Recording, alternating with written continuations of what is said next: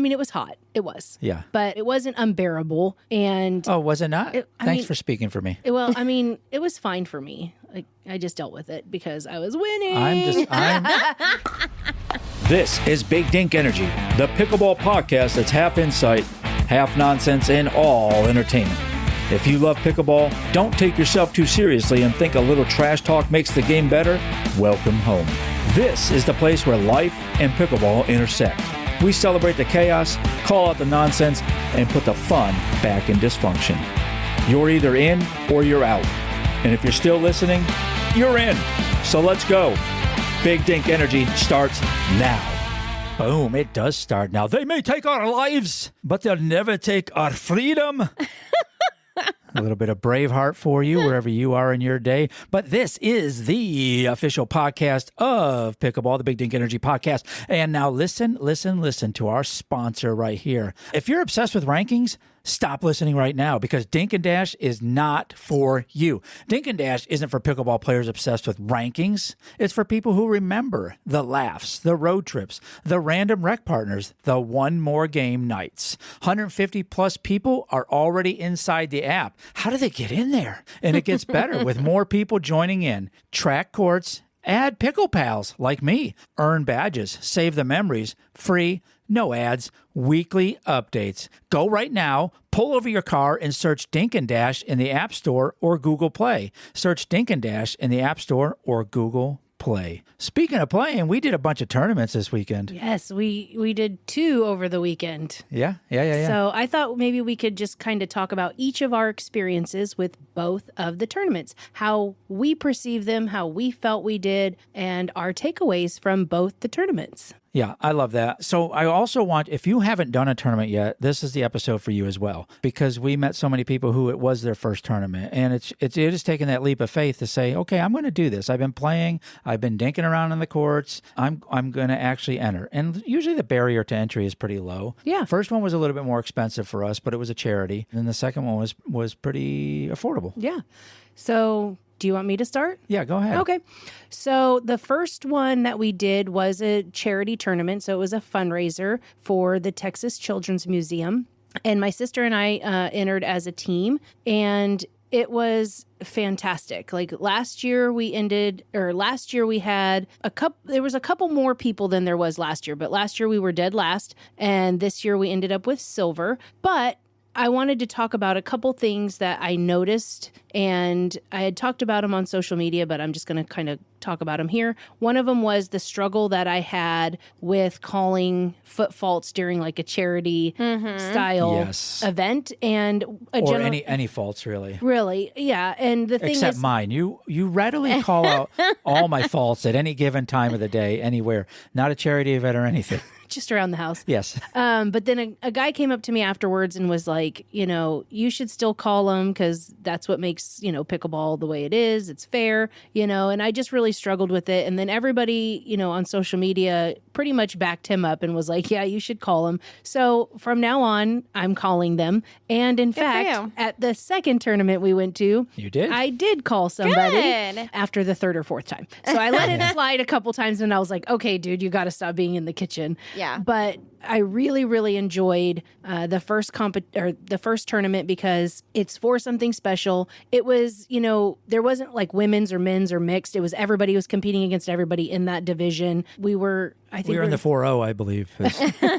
We were in the casual division is what they called it. Yeah, that one guy wasn't. He was all dressed up. Yeah, he was. He loved his belt. It was super fun, and it's for a good cause, and we had just a great time. They gave you food and drink. They fed us breakfast, lunch, and we had 2 drink tickets. It was at the Commonwealth, and they have just a beautiful facility all around. So we loved that one. And then the second one was on Memorial Day, and that was held at Heights Athletic Club. And there was over 55 people that entered, and we played 10 games. It was a long day. That is long. Was it long for you? I mean, because you guys played in the shade all of your games. I did not. Where did you find me? Okay, Guy did have to play in the sun most of the time. I did have to play 4 of my games. I played 2 games that didn't count in the shade. I played 4 up there. But the sun, it wasn't. It was hot. It was. Yeah. But it wasn't unbearable. And oh, was it not? Thanks for speaking for me. Well, it was fine for me. like I just dealt with it because I was winning. I'm glad I had the Speedo on. I'm just going to say that. I did win 9 out of 10 games, and I'm very excited about that. But most importantly, I really worked on not slamming the ball and being strategic and down-regulating my nervous system. And I really practiced my nervous system deregulation anchoring skills. Yeah, reloading and just getting back to reality, back to life. No. Oh. Getting back to just having, fun, and then... How do you want it? Okay. However... Getting back to... Nobody was talking to me, so... Okay, getting back to having fun and getting back to working on my game and not working on winning. Yes. So once I started doing that, I made a lot more strategic choices. And I also realized something that someone told me a long time ago, which is you have more time than you think. That's right. So as soon as I slowed down, sometimes I pretend, this is a secret. Sometimes I pretend like I'm that scene in The Flash when he goes really fast, but everything slows down. And then you can see like him, getting to where he needs to be. So sometimes I pretend like I'm the Flash and everything slows down and that ball is coming really, really slow. Flash, 100-yard dash. So anyways, I did get silver. Bummer that they didn't pass out any awards. So that's something I kind of want to talk about. I really feel like if you are in a tournament, you should walk away with something. I agree. So even if it's just a printed out certificate. But I mean, awards are not that expensive. And I really wish that they would do awards because I think people should walk away with something if they participated in a tournament. Otherwise, it just feels like an everyday scramble. Like there was nothing there was nothing really different. That's true. And we talked about that in our episode where we talked about what we dislike in tournaments. Right. So if you're gonna do a tournament, my suggestion would be make it a tournament by having actual awards that you go home with. Right. So, but that was my experience, and I had a great weekend. Good. Yeah, I did too. I partnered with Paddle Princess at the Commonwealth, which was great. It was my first tournament back after my knee surgery. I feel like I really pre-gamed well. I was all warmed up. I was loose. And when I got out there, I wasn't in pain. I was feeling really good and moving around the court really good. And, we didn't come in as first as we would like, as we were adjacent, certainly to first. We saw first from where we were. Couldn't touch it so far But you did bring your Hyper Ice, your red light. Yeah, red light therapy from Kinneon, Hyper Ice for my knee. Absolutely love it. Go find those products if you're struggling with knee or joint pain. Absolutely. They're not sponsors of ours. I highly recommend them because I use them. I did a foam roller, had actual pickleball shoes this time. What pickleball shoes did you end up getting? I got the A6. Yeah, and they look really nice. They're sweet. They were definitely nice. And we just had a good time. Paddle Princess and I went into it. We were team just don't die. Yes. And we achieved our goal. We achieved our goal out there. We did not die. And we did have free drinks and we had free food. So totally worth it as far as I'm concerned. We did a good time. Yeah, it was good. How about your experience? Mine was a little different. Any tournament that I've ever played in, there's never really been a spectator section. And in the first one that we went into, I started realizing that people are going to be watching me, and it really freaked me out. And I got in a really weird headspace, and I just started making dumb mistake after dumb mistake.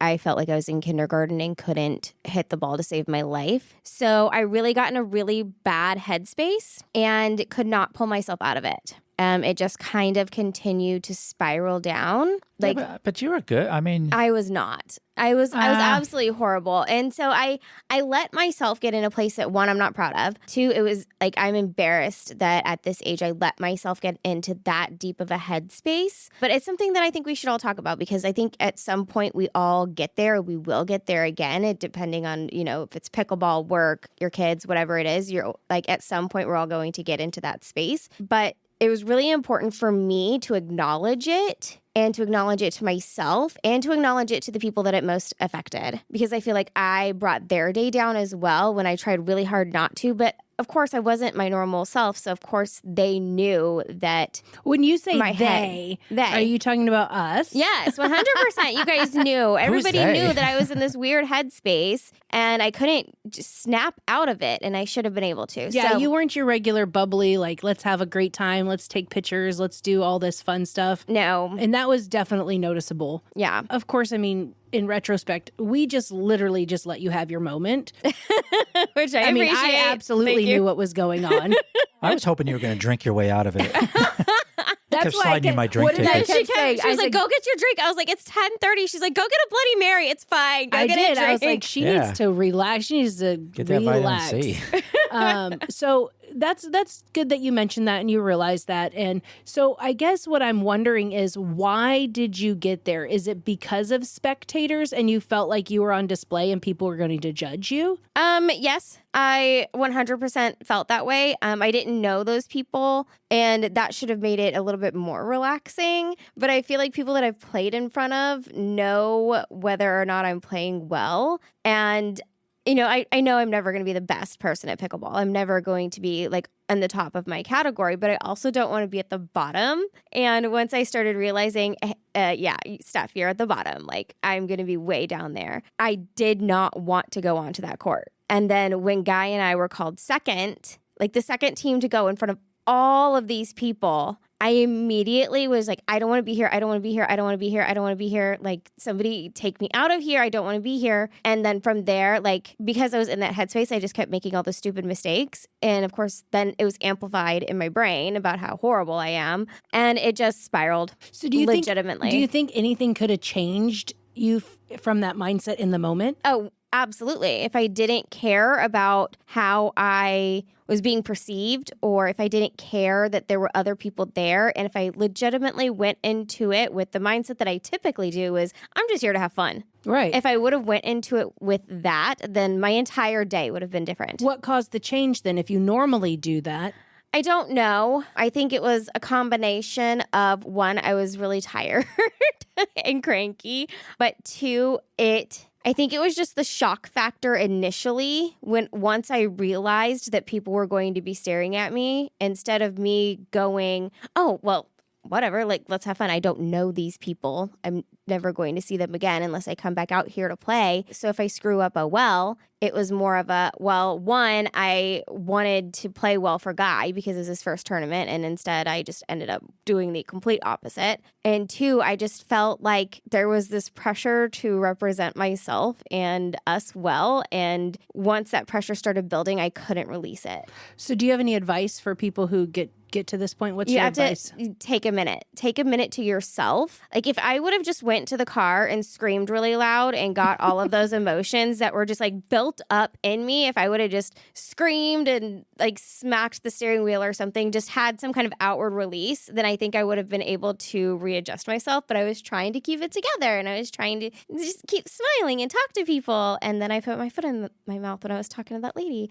So it was just like one thing after another. But yes, I think if I would have taken the time to give myself that space to feel how I was feeling, but then get myself out of it, then the rest of my day would have went well. I was going to bring you a Snickers. I feel like a Snickers would have taken care of it. I went home and I took a bath and I took a 3-hour nap. So maybe you were just cranky. I was extremely cranky, but I let myself keep getting more cranky instead of pulling myself out of it. So you have to use the HALT method. Yes, I needed to use HALT at that time. Hungry, angry, yes, lonely, or tired. We should have said HALT. Yes, absolutely. My emotional intelligence was not working on that day at all. And then, of course, I got sick on Sunday night, so I couldn't do the Memorial Day tournament. So that kind of sucked. Yeah, we missed you. Because I really wanted to come back because I was in such a horrible space. We got another one in a couple weeks. So. Yes, I wanted to come back with just fun. But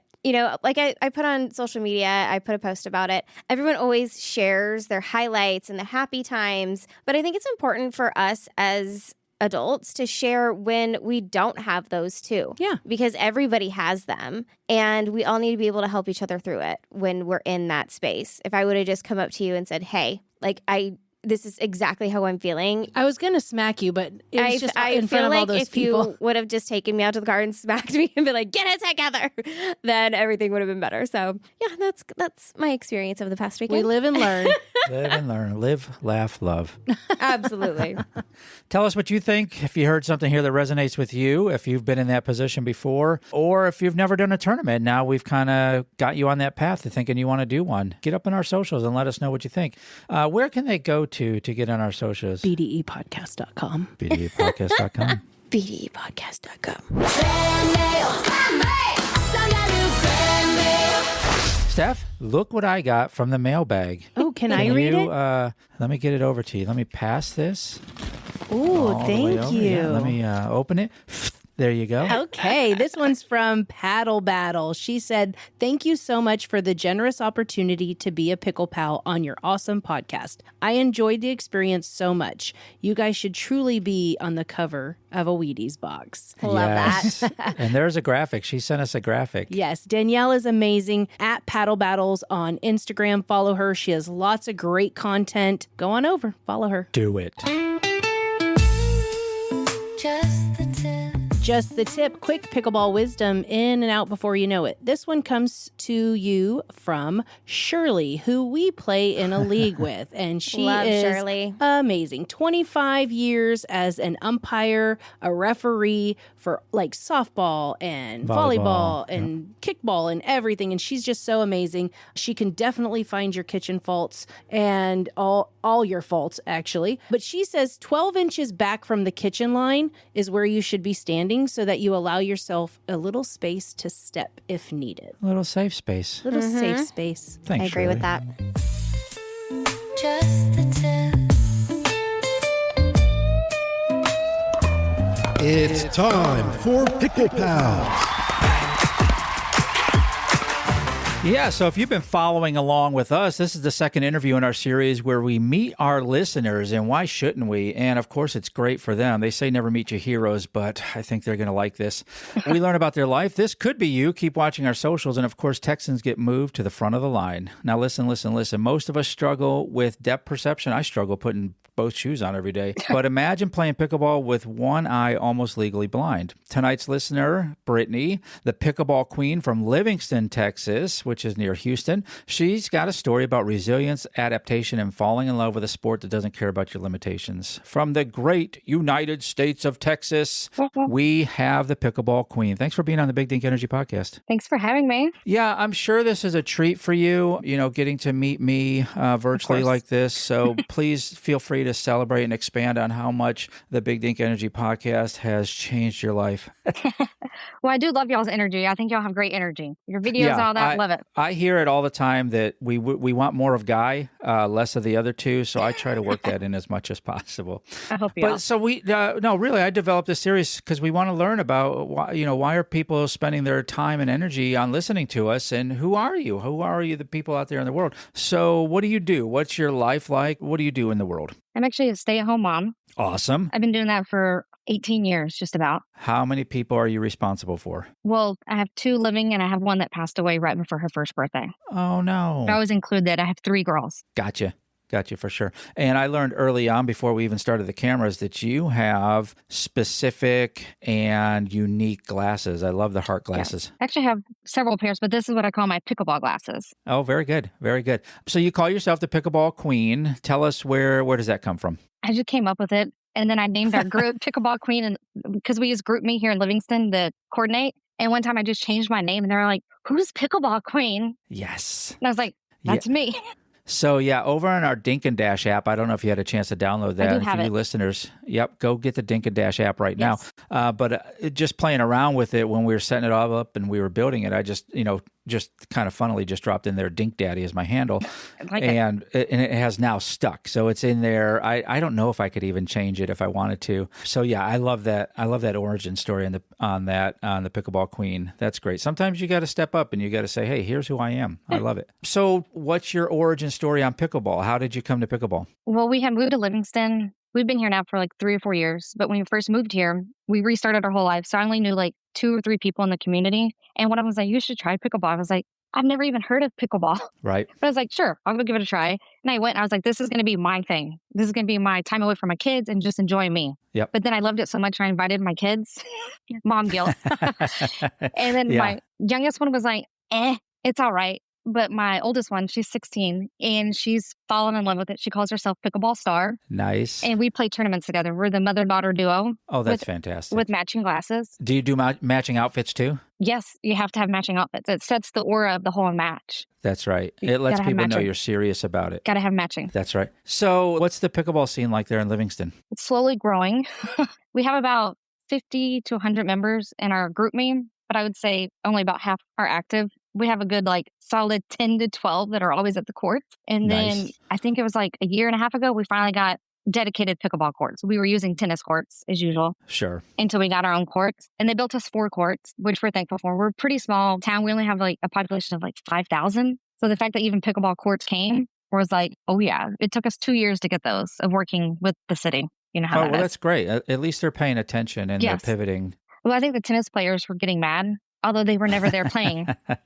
But you know how that is. Oh, well, tennis players, get over it. Yeah. So let's talk about, obviously, when I asked for a fun fact, you told me about the blindness in your left eye. Yes. So tell me a little bit about that and how that factors into how you play. It's rough. Yeah. I think the hardest part is at the kitchen line because things are moving so fast that sometimes I just can't keep up with it. And then my daughter gets annoyed, but I was like, I have an issue. And they all make fun of me. They call me blind. So if I make an out call, no one listens to it. They ask my partner, they're like, was that really out? I was like, I'm standing right here. You don't see me? That's crazy. So apparently I make really bad line calls because I can't see. Well, that just tells you something about your sphere, your social sphere right there. They all love you then if they feel confident enough to. I'm the blind one. That's awesome. I have another pair of my glasses, so I don't know if you can see how thick that lens is compared to the other one, but it's a big difference. Oh my gosh. They could use that on the Hubble to focus into deep space. And so it looks so funny because I have this one that's horrible and then 2020. So does that's got to be on when it's on your face like that, it's got to be noticeable, right? It is, depending on which pair I wear. But if I wear that pair, it just sticks to my cheek because it's so thick. It's horrible. Well, I love that you've embraced that. Was that over time or how long has that been going on? It's been like that for about 10 years. Okay. We don't really know exactly why it did it. They assume I had a double mastectomy about 10 years ago, and I had a lot of surgeries back to back to back. I think I had 8 surgeries or 10 in 18 months. Wow. And so they don't know if some of the anesthesia messed with it because I had a seizure one time when they put me out for surgery, and we think that could have messed up the one eye. Wow. Getting a little greedy there with the surgeries. Yeah, I was. I got greedy. I got to believe, and I know I've seen some of our listeners there. I mean, I just had a total knee replacement. So there are people that dealing with physical challenges like that. Yeah. Maybe people listening are thinking, well, I can't play anymore, or I can't play at all. They haven't even tried it yet. Based on your experience, what would you say to people like that? I'd say you just get out there and do it. And you'll be surprised that your body will adapt to your issues. Yep. I can still be competitive and change up my game. So don't let anything hold you back. Get out there and go enjoy the sport and to change your life. Yeah. And I was talking to another guest earlier about all the feel good chemicals in our bodies that just explode when we're playing pickleball. And it does, I am sure, medically, that it helps with healing and it helps with just your overall health, just getting out there and playing pickleball. I would say it helps a lot, but I always see the memes where you're out there to have fun and then people are hitting themselves because nothing goes right. Yeah. But it still gives you great chemical reaction, like you said. I love being out there. I live on the courts. I call it my second home.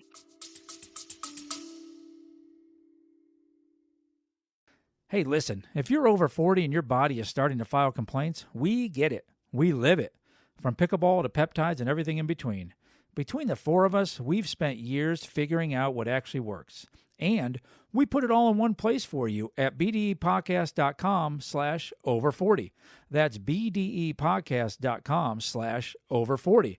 Now, back to the show.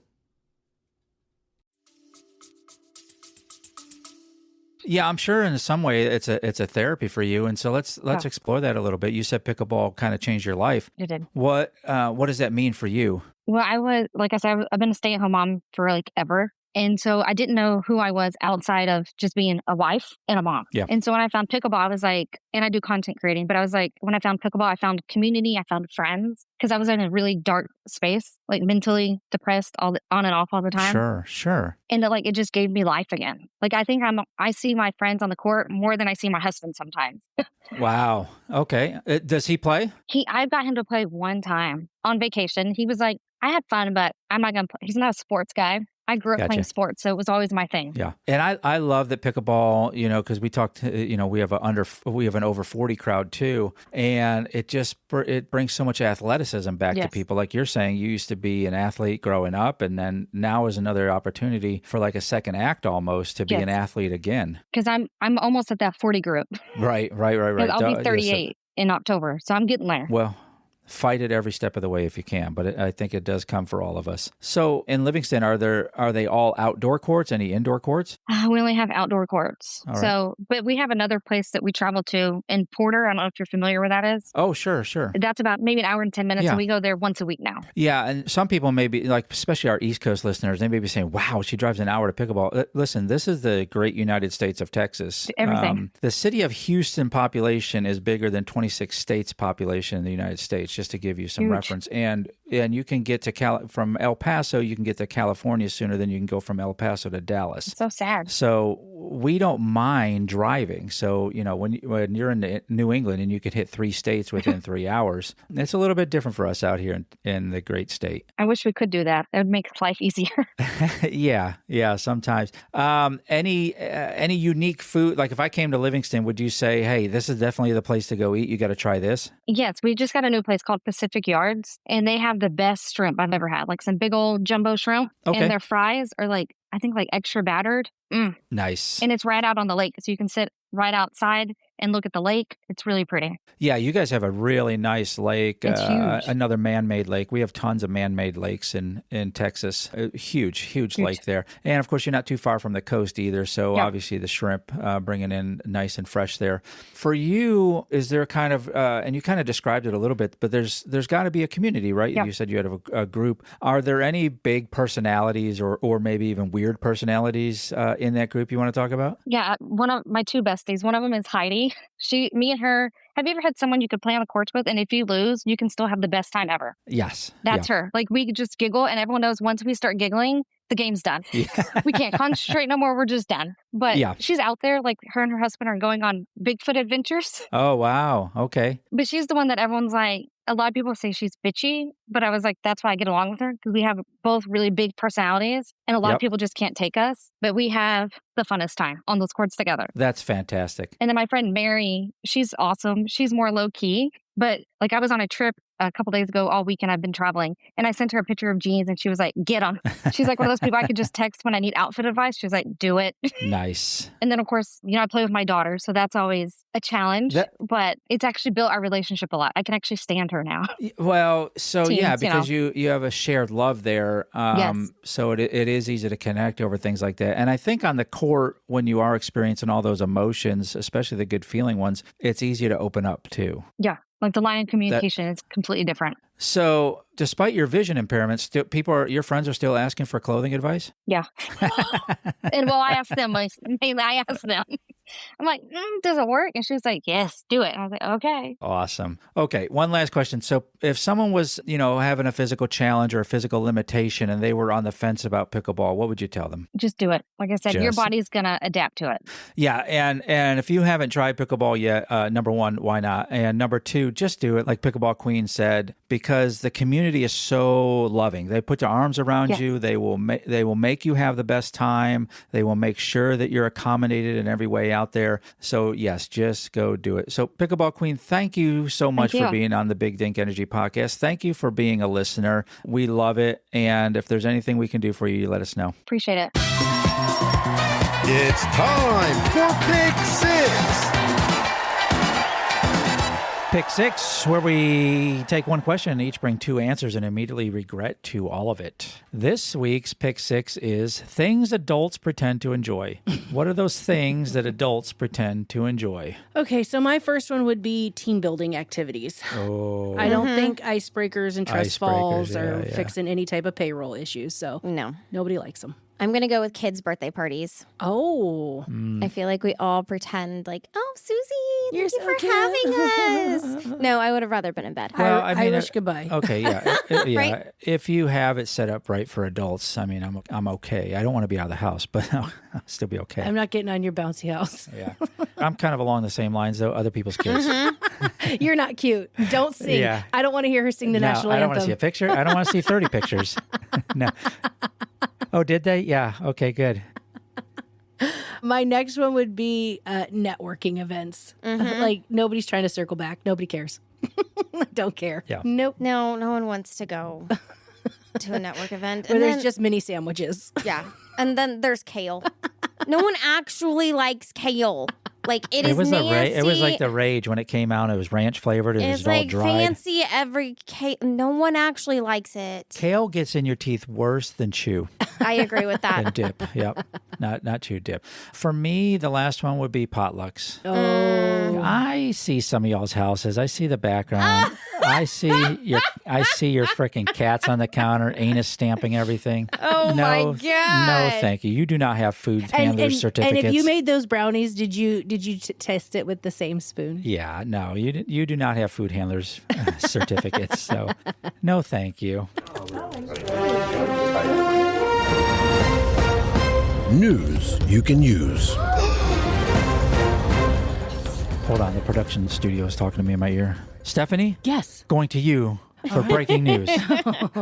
All right. So if you're newer to pro pickleball and wondering what everyone means when they talk about MLP, Major League Pickleball, it's the team-based pro league where men and women compete together on the same team. So matches include men's doubles, women's doubles, mixed doubles, and if teams are tied, it goes to a single-style tiebreaker called a dream breaker, also known as Dream Breaker. Dream Weaver.